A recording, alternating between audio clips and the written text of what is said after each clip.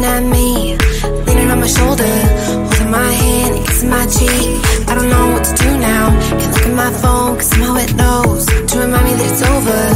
Oh, I finally blocked your Instagram stories, took down all your pics from the walls. I thought that I want somebody to hold me.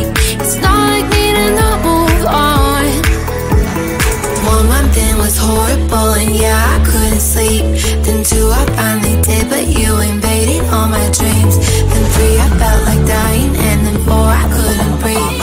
5 months, you're still with me.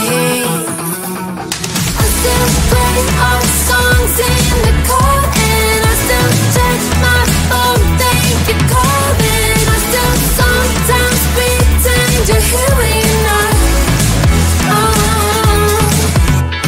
And I still wear your t-shirt to bed, and I still read the text you would send, and I still wish that you were here but you're not. I wish you're gone. Thought it'd be a little clearer after some time, and I would see